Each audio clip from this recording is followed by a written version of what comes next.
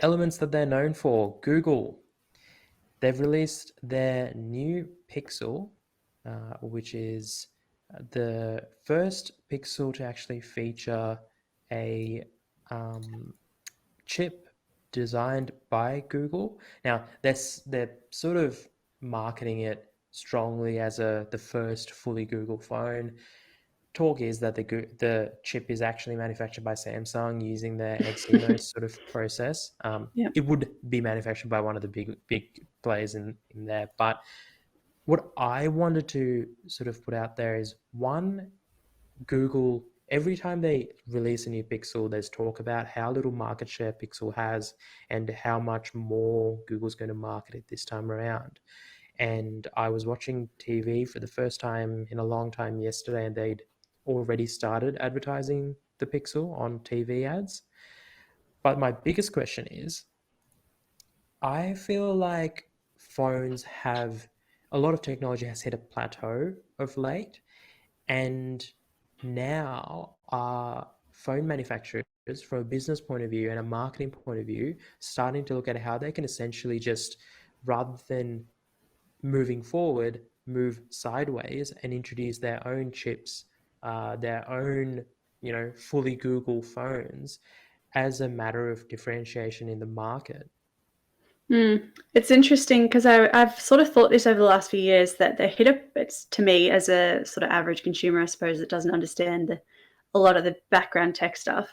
I feel like phones did hit that plateau, and it was a case of like the only thing that they're competing on at this point is better cameras, more cameras, different AI cameras, whatever that looked like. That was the focus.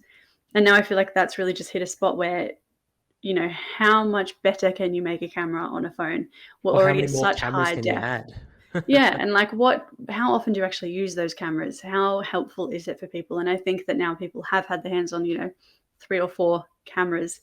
You don't use them that often. You just want a simple shoot, click and shoot kind of situation. So it is interesting to see, I guess, companies like Google are now looking to those chips and things, but whether that has an impact on the average consumer or whether it is really that sort of niche market that understands that stuff, is that a good strategy? I'm not Well, sure. the way they're pitching it is, and that's why I mentioned that Samsung actually is producing the chips, because the way they're pitching it is that it's the first like fully Google phone.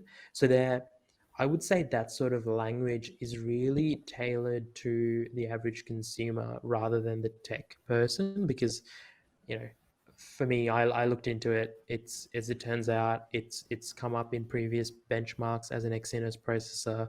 So okay, they're not really doing anything different. Saying that though, the best outcome I think is that Google can guarantee updates, software updates for longer, so your phone's going to be more useful for longer. Mhm. But then there's new reports that that's only if you buy the Pixel 6 Pro and not the Pixel 6, Mhm. um, which seems like a weird distinction because I don't think the chips are that different. So Mm. maybe again differentiation. Maybe they're just saying you pay more, get a nicer phone, and you can update it for 66% longer. Interesting one. Yeah. I mean, I can see how that would appeal to the average user, especially with all these reports of Apple, for example. It's that classic thing of like Apple will start. I can't remember what the joke is now, but they'll basically like break your old iPhone so that you have to buy a new one, that kind of thing. So Yeah, planned that's probably a good move obsolescence. from Google. Yeah. Yeah, definitely.